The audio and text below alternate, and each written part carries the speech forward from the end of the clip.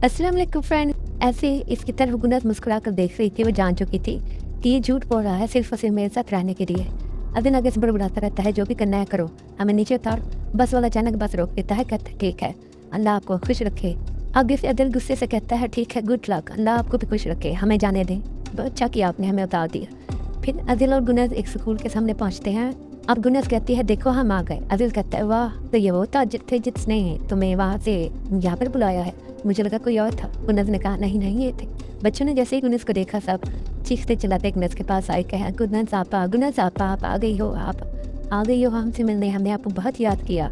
उसके बाद हम आएंगे दूसरे सीन की तरफ, जिसमें माँ अपने शौहर के पास जाती है, यानी मेहमत के बाबा के पास, और कहती है अल्लाह का शुक्र है कि हमारा बेटा वापस आ गया है, अब आपको मजीद बोझ संभालने की जरूरत नहीं है, वो सबको संभाल सकता है, वो कर सकता है। आगे से बाबा तंजिया अंदाज में कहते हैं हाँ क्यों नहीं।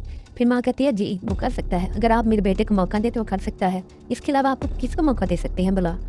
तंजिया अंदाज में वो किसी का नाम लेने की कोशिश करती है, यानी आप किसी और को ये सारी जायदाद देना चाहते हैं, बताएं।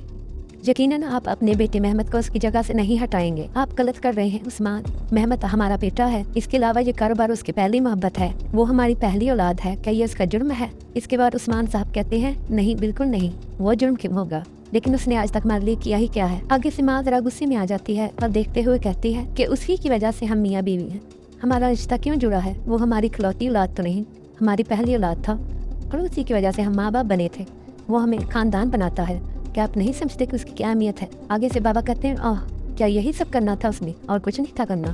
फिर वो कहती है जब आप घर छोड़कर जाने वाले थे उसी ने आपको संभाला और उसी ने आपको यहाँ पर रोका। अच्छा लगता है आप अपनी सारी नाकामियों का बोझ और जुर्म उस पर डालना चाहते हैं, सारा गुस्सा उस पर निकालना चाहते हैं। आप अपनी नाकामियाँ खुद क्यों नहीं मंजूर कर लेते, बताएं क्या ये सब झूठ है। मैं झूठ कह रही हूँ, खुदा का वास्ता है अपने बच्चे पर भरोसा करें उस्मान, और उस पर इतना बोझ ना डालें। आप उस पर एतमाद करेंगे तो उसके पास और किस चीज़ की कमी है सिवाय आपके एतमाद के और आपके भरोसे के। अपने इकलौते बेटे को उसकी जायदाद से बेदखल करना चाहते हैं। ये कहते हुए वो वहाँ से चली जाती है, और इससे अगले सीन में हम देखते हैं कि उस्मान साहब यानी मेहमत के बाबा अपने भाई यानी मेहमत के चचा के साथ कमरे में बैठे होते हैं। वो अपने भाई को बुलाते हैं कि इधर आओ मेरी बात सुनो। आगे से वो कहता है क्या आपने मुझे बुलाया, तो फिर वो उस्मान साहब कहते हैं जी हाँ, आपने हमें आज सुबह कहा था कि मुझे अपने ख़ानदान को अपनी बीमारी के बारे में बता देना चाहिए, लेकिन मैं सोच रहा था कि मुझे अपनी बीमारी यानी अपने मरने से पहले कोई काम करनी चाहिए, इसलिए हम दोनों मिलकर आज रैज़े जा रहे हैं। रैज़े दरअसल एक शहर का नाम है, तुर्की के एक शहर। इसी तरह उस्मान साहब अपने भाई से मुखातिब होते हुए कहते हैं कि तैयार हो जाओ, हम दोनों रैज़े जा रहे हैं, सिर्फ हम दोनों, इसकी खबर किसी को नहीं होनी चाहिए। और अचानक सीन के तब्दील होने से पहले देखा जाता है कि उनके हाथ में कुछ तस्वीरें थीं, जिनमें सिर्फ और सिर्फ अज़िल की तस्वीरें थीं, यानी अज़िल और उसकी कश्ती की और उसके कारोबार की काम करते हुए शायद वो अज़िल पर नज़र रखवा रहा था। लेकिन अभी तक ये यकीन से नहीं कहा जा सकता कि ये अज़िल का क्या लगता है, दुश्मन या दोस्त। फिर हम दूसरे सीन की तरफ आते हैं, जिसमें अज़िल और गुनज एक स्कूल के सामने पहुंचते हैं। बच्चों ने जैसे ही गुनज को देखा सब चीखते चिल्लाते गुनज के पास आए, कहा गुनज आपा, गुनज आपा, आप आ गई हो, आप आ गई हो हमसे मिलने, हमने आपको बहुत याद किया। वो भी सबको कहती है मैंने भी तुम सबको बहुत याद किया, तुम सब बहुत बड़े हो गए हो। आगे से टीचर आकर कहती है खुश आमदीद गुनज बहन, वो भी कहती है खुश आमदीद, मुझे ये सब देखकर बहुत अच्छा लगा। एक बच्ची आकर कहती है गुनज आपा, आपने हमसे वादा किया था कि आप मिलने जरूर आएंगी और आपने अपना वादा पूरा किया। गुनज ने कहा मैं अपना वादा कभी नहीं तोड़ती।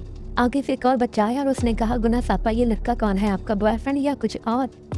आगे से गुनज हैरानी से देखने लग जाती है और अज़िल भी देखने लग जाता है खुशी के मारे, और अज़िल जवाब देता है नहीं नहीं ये तो मेरे बचपन की दोस्त है, कोई गर्लफ्रेंड नहीं है मेरी। आगे से वो बच्चा कहता है अज़िल भाई गुनज आपा हमारे लिए बहुत कीमती हैं, इन्होंने हमारे लिए स्कूल बनाया, हमारी पढ़ाई का ख्याल रखा। और एक टीचर भी बोलती है जी हाँ, इन्होंने हमारे लिए स्कूल बनाया है, ये बहुत अच्छी हैं। अज़िल इतना खुश होकर देख रहा होता है। अचानक गुनज कहती है वो मेरे बाबा और मामा के नाम पर बना है, नीलगुन और हैदर। ये सब सुनकर अज़िल बहुत खुश हुआ, दिल ही दिल में सोचने लग गया कि ये कितनी नेक इंसान है, और उसको इतनी मोहब्बत से देखने लग गया। ये सब देखकर शायद उसे गुनज से एक तरफे मोहब्बत हो गई होगी। गुनज अचानक बच्चों को कहने लगती है अब खेल का वक्त हो गया है, और वो बच्चों के साथ चिल्लाते हुए खेलने चली जाती है, और अज़िल उसे मोहब्बत से देख रहा होता है। और एक बच्चा अदिल के पास खड़ा रहता है। अदिल उसे कहता है फिक्र मत करो गुनज के आशिक, मैं गुनज का बहुत ख्याल रखूंगा, चलो तुम भी खेलने जाओ। वो खेलने चला जाता है और अजीब गुनज के साथ चला जाता है और उसे मोहब्बत से देखता रहता है, और वो दोनों बच्चों के पास बैठकर तालियां बजाने लग जाते हैं और खेलने लग जाते हैं। ये सब करते हुए और खेलते हुए उनको शाम हो जाती है। तो फ्रेंड्स, आज की एपिसोड इतनी थी। अगली एपिसोड के लिए मेरे चैनल को सब्सक्राइब करें और वीडियोस को लाइक करें। आई होप आपको ये वीडियो पसंद आई होगी। अल्लाह हाफ़िज़।